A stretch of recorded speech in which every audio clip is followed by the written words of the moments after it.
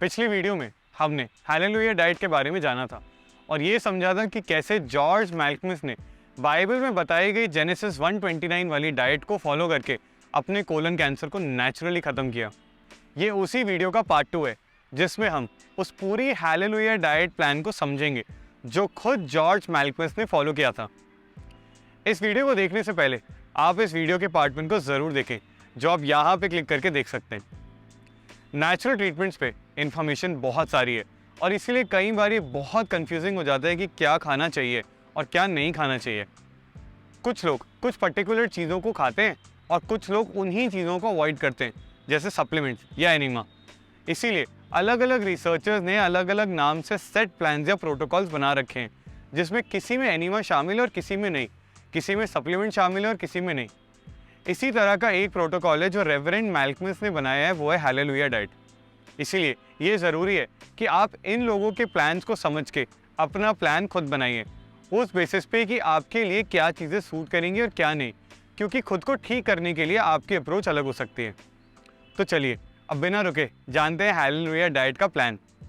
मैं हूँ शुभम अग्रवाल और आप देख रहे हैं द एंटी कैंसर प्रोजेक्ट। तो अब एग्जैक्टली क्या है बिब्लिकल तरीका खाने का और क्या है हालेलुया डाइट? जब हम हालेलुया डाइट के बारे में बात करते हैं तो इस प्लान को फॉलो करने के लिए आपको 4 मेजर चेंजेस अपनी लाइफ में करने होंगे और यही वो 4 चीज़ें हैं जो खुद जॉर्ज मैल्कमिस ने हर रोज़ अपनी लाइफ में फॉलो किए थे खुद को ठीक करने के लिए। सबसे पहला स्टेप 1 जिसमें आपको अपनी डाइट में हर रोज़ खाना है 85% रॉ फूड और 15% कुक्ड। जी हाँ, अब इसका 85% हिस्सा वो है जिसमें सारी गार्डन फ्रूट शामिल हैं जो खुद ईश्वर ने बताया है खाने के लिए जेनेसिस 129 में। अब इस स्टेप में भी 8 चीज़ें शामिल हैं।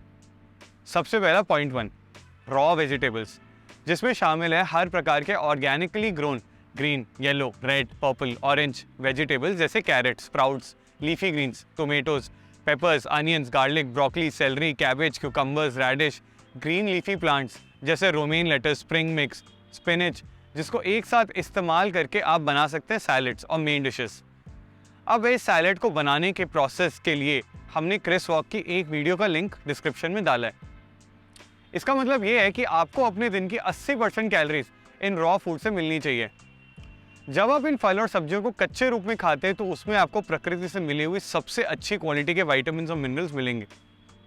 इस प्रकार के खाने में आपको हाईएस्ट क्वालिटी ऑफ न्यूट्रिएंट्स मिलेंगे जैसे vitamin A, C, E, enzymes, flavonoids, quercetin और दूसरे बहुत सारे कंपाउंड्स उस रूप में जो फल और सब्जियों में प्रकृति से मिलते हैं जिसमें किसी प्रकार की मिलावट नहीं है। इस प्रकार के जीवित न्यूट्रिएंट्स जो इन कच्ची सब्जियों से मिलते हैं वो आपके सेल्स को तो नरिश करते हैं ही, लेकिन साथ साथ शरीर में ऊर्जा बढ़ाने में भी ये बहुत ज़्यादा महत्वपूर्ण है। इस तरह के खाने को आप एक हैवी सैलेड बना के लंच टाइम या डिनर टाइम में खा सकते हैं। फिर आता है सेकंड पॉइंट, फ्रेश फ्रूट्स। इस कैटेगरी में शामिल है अलग अलग प्रकार के फ्रूट्स जैसे apple, banana, mango, pineapple, guava, orange, papaya, berries, pomegranate, sweet lime और भी बहुत कुछ जो आपके शरीर में अलग अलग प्रकार के विटामिन तो देंगी, खास तौर से बी और सी विटामिन, लेकिन साथ ही इसके अंदर मौजूद फाइटोन्यूट्रिएंट्स वो कैंसर से लड़ने में बहुत ही ज़्यादा मददगार होंगे। ये तो कुछ ही फ्रूट्स हैं जिसकी हमने बात करी है, लेकिन इसके अलावा आपको अपने एरिया में जिस भी प्रकार के अलग अलग फ्रूट्स मिलते हैं वो सब आपको शामिल करने हैं, क्योंकि हर फल में कुछ ऐसे कंपाउंड्स होते हैं जो कैंसर से लड़ने में बहुत ही ज़्यादा मददगार होते हैं। इसको खाने का सबसे अच्छा तरीका है पूरा फल खाना और ना कि उसका जूस निकालना। जब आप पूरा फल खाते हैं तो उसके अंदर का फाइबर उस फ्रूट शुगर की एब्जॉर्प्शन को धीमा कर देता है। साथ ही जो लोग ये सोचते हैं कि शुगर और कैंसर का संबंध है और सोचते हैं कि उनको फल नहीं खाना चाहिए, उसके लिए उनको बिल्कुल निश्चिंत रहना चाहिए और बेफिक्र होकर फ्रूट को हर रोज़ की डाइट में शामिल करना ही चाहिए, क्योंकि फ्रूट शुगर एक ऐसी प्योरेस्ट फॉर्म ऑफ शुगर है जो सेहत को अच्छा करने में और कैंसर सेल्स को मारने में बहुत ही ज़्यादा शक्तिशाली है। इन फ्रूट्स को खाने का सबसे अच्छा टाइम है सुबह सुबह ब्रेकफास्ट में खाना, क्योंकि ये आपको पूरे दिन की एनर्जी भी देगी और साथ ही खाली पेट बहुत इफेक्टिव भी होगी।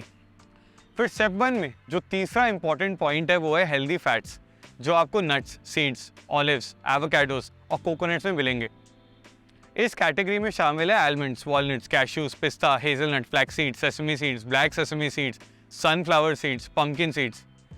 ये एक बहुत ही शक्तिशाली ग्रुप में से एक है जो आपके शरीर में न्यूट्रिशन को बढ़ाने में एक बहुत ही बड़ा रोल प्ले करती है। हर एक नट और सीड प्रोटीन और फैट का एक बहुत ही अच्छा सोर्स होता है, जिसके लिए इसको डाइट में शामिल ही करना चाहिए। दूसरी तरफ इसके ऑयल्स जैसे फ्लैक्सीड ऑयल या सेसमी सीड ऑयल, वो भी ओमेगा 3 फैटी एसिड्स का एक बहुत ही अच्छा सोर्स है जो कैंसर सेल से लड़ने में बहुत ही ज़्यादा शक्तिशाली है। इसको खाने का सबसे अच्छा तरीका है इनको पूरी रात भिगोकर सुबह या शाम को स्नैक्स की तरह खाना। ये आपके शरीर में प्रोटीन्स, फैट्स, मिनरल्स जैसे कैल्शियम, मैग्नीशियम और विटामिन्स की मात्रा को बढ़ाएगी। अब एक नट जो आपको शामिल नहीं करना अपनी डाइट में वो है पीनट्स। पीनट्स वैसे तो नट्स बोलते हैं, लेकिन ये नट्स नहीं, लेग्यूम्स हैं, यानी ये दाल की कैटेगरी में आते हैं और साथ ही इसको लेने से माइकोटॉक्सिन्स का खतरा भी रहता है, इसीलिए पीनट्स को इसमें शामिल ना करें। फिर अगला पॉइंट है स्प्राउट्स। अब इसमें शामिल है स्प्राउटेड ग्रेन्स जैसे स्प्राउटेड मूंग, स्प्राउटेड चना, स्प्राउटेड सीड्स, स्प्राउटेड नट्स आदि। जब आप किसी बीज को अंकुरित करते हैं तो उसके अंदर का न्यूट्रिशन एक्टिव हो जाता है और शरीर उसको तुरंत एब्जॉर्ब कर लेती है और उस खाने की बायो अवेलेबिलिटी भी बढ़ जाती है। साथ ही ये हेल्दी प्रोटीन का भी एक बहुत ही अच्छा सोर्स है। स्प्राउट करने के लिए आप इस बीज को रात भर पानी में निकाल कर रखिए और अगले दिन फिर उस पानी को निकाल दीजिए। आप देखेंगे कि शाम तक या अगले दिन तक वो अंकुरित होने शुरू हो जाएंगे। स्प्राउट्स कैसे करना है उस पर आपको बहुत सारी वीडियोस मिल जाएंगी, तो उसको आप देखें और अपनी डाइट में इसको शामिल ज़रूर करें। इन स्प्राउट्स को आप अपने सैलेड्स में शामिल कर सकते हैं। इनको खाने का सबसे अच्छा तरीका है हल्का सा इन्हें स्टीम कर लेना ताकि आराम से खाए जा सके। फिर इसके बाद अगला पॉइंट है डेयरी ऑल्टरनेटिव्स, यानी बादाम का दूध, अखरोट का दूध या फिर कोकोनट मिल्क। ये ऑल्टरनेटिव इसलिए हैं क्योंकि इस डाइट प्लान में एनिमल प्रोटीन या उससे रिलेटेड कोई भी चीज़ लेना वर्जित है, इसीलिए गाय या भैंस का दूध आप इसे शामिल नहीं कर सकते हैं। लेकिन आप इसके ऑल्टरनेटिव्स ले सकते हैं जो कि हेल्थ के लिए कैल्शियम और दूसरे ज़रूरी न्यूट्रिएंट्स को पूरा करेगी, और इसीलिए अगर आप इनको शामिल करेंगे तो वो बहुत अच्छा होगा। अगला पॉइंट है कोल्ड प्रेस ऑयल्स, जिसमें शामिल है sesame seed oil, flaxseed oil, coconut oil, black seed oil, almond oil, जो आप या तो शरीर में बॉडी ऑयल्स की तरह लगा सकते हैं या फिर इसको सैलेड में ड्रेसिंग्स की तरह इस्तेमाल कर सकते हैं, जो अभी हमने थोड़ी देर पहले डिस्कस किया था।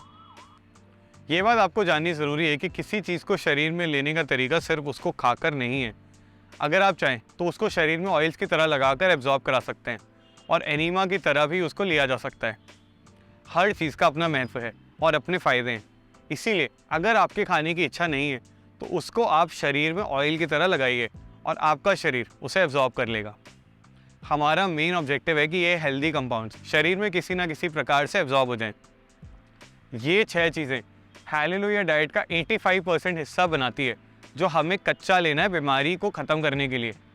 इसके अलावा जो इस स्टेप का 15% हिस्सा है उसमें शामिल है बेवरेजेस जैसे कैफीन फ्री हर्ब टीज जैसे green tea, matcha tea, essiac tea, जेसन सी या फिर आयुर्वेदिक हर्बल टी जो अलग अलग हर्ब्स को मिक्स करके बनती है। इसमें मसाला चाय जो हम इंडिया में हर रोज़ सुबह उठकर पीते हैं उसमें शामिल नहीं है। फिर आते हैं सूप्स जैसे टोमेटो सूप जो ताज़ी कच्ची सब्जियों से बनाया जाता है और इसमें फैट, डेयरी या रिफाइंड टेबल सॉल्ट शामिल नहीं होता।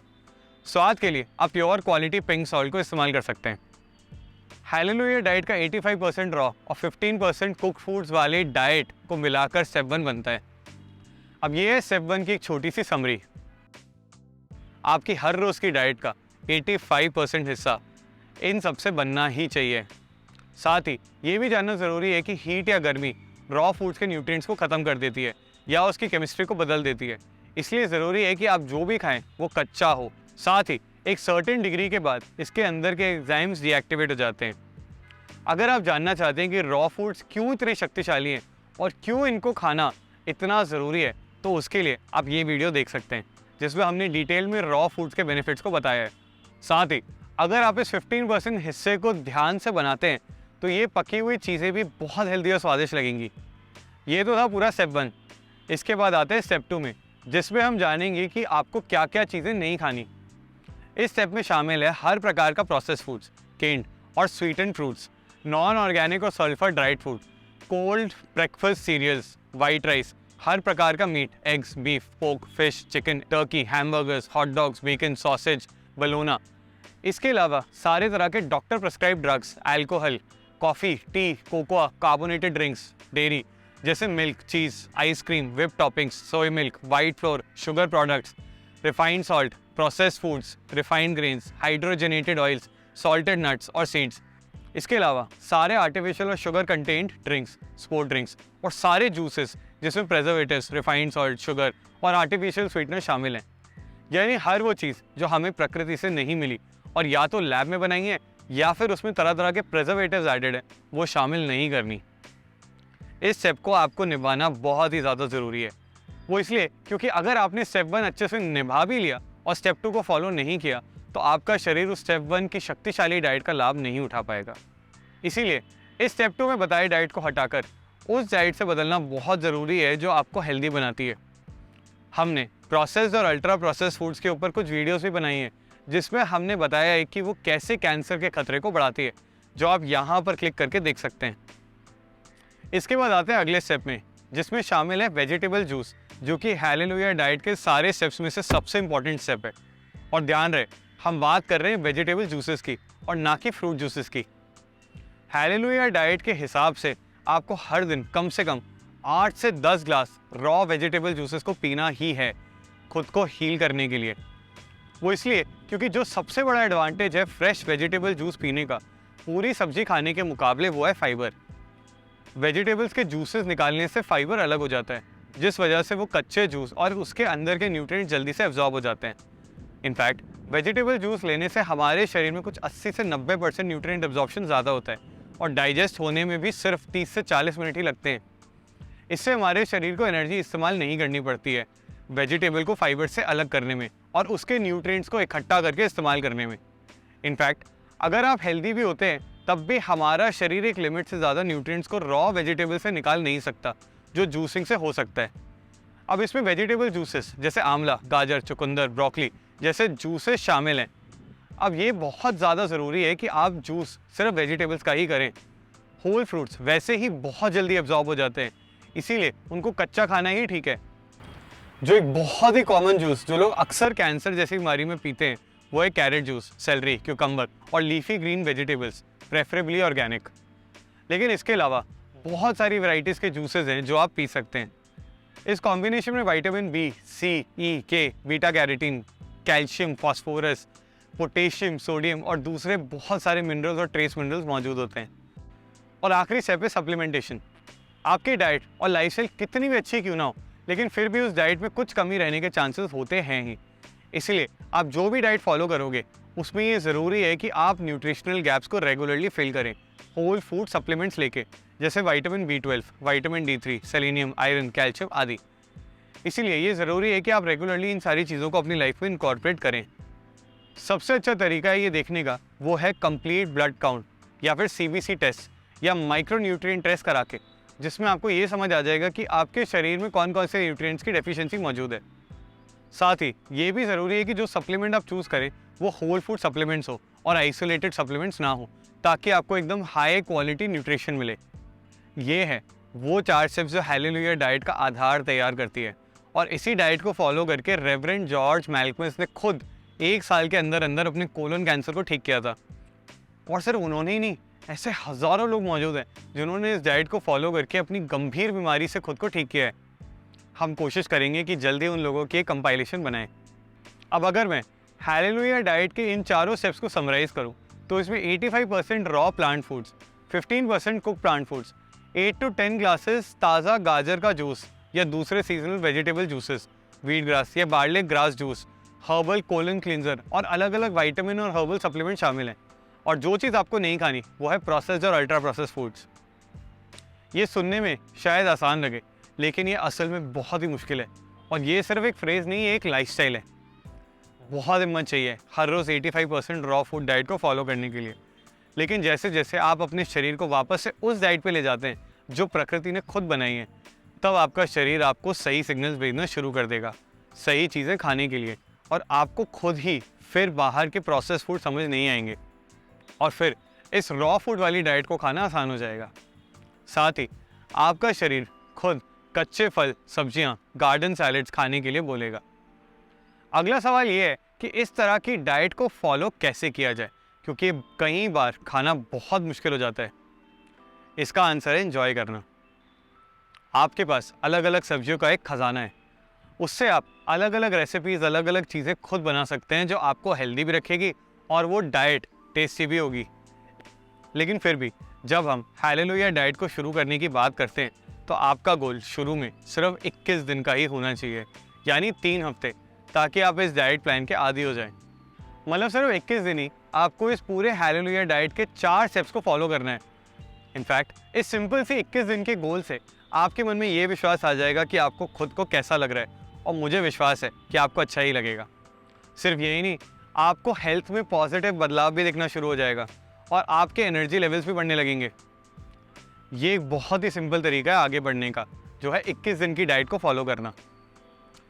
इन सब के बाद भी और इतनी सारी चीज़ें देखकर आप शायद कंफ्यूज हो जाओ कि इतना सब कुछ आप अपनी डेली लाइफ में इंक्लूड कैसे कर पाएंगे।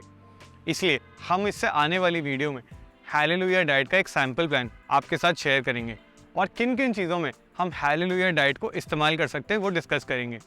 साथ ही इनके रिजल्ट का क्या कहना है और कुछ इंपॉर्टेंट चीज़ें भी जानेंगे, जिसके बेसिस पे आपको ये विश्वास आ जाएगा कि कैसे लोग इन सारी चीज़ों को अपने दिन में शामिल करते हैं।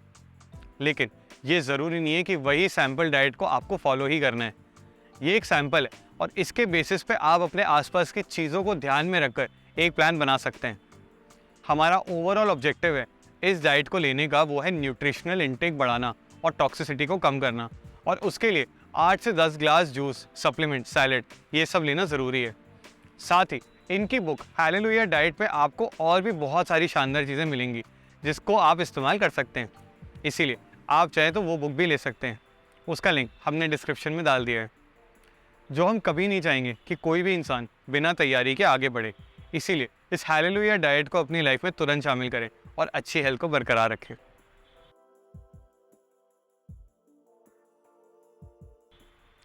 अगर आपको हमारा ये वीडियो अच्छा लगा और इस वीडियो से कुछ सीखने को मिला तो इस वीडियो को लाइक करें, और अगर आप ऐसे ही इन्फॉर्मेटिव वीडियोस और देखना चाहते हैं तो हमारे इस चैनल को सब्सक्राइब ज़रूर करें। साथ ही इस वीडियो को आप जितने ज़्यादा लोगों के साथ शेयर कर सकते हैं उतना करिए, क्योंकि हो सकता है कि आपका एक शेयर किसी ज़रूरतमंद के बहुत काम आ सकता है। मैं हूं शुभम अग्रवाल और मिलते हैं जल्दी अगले वीडियो में। तब तक के लिए कीप सपोर्टिंग, स्टे हेल्दी।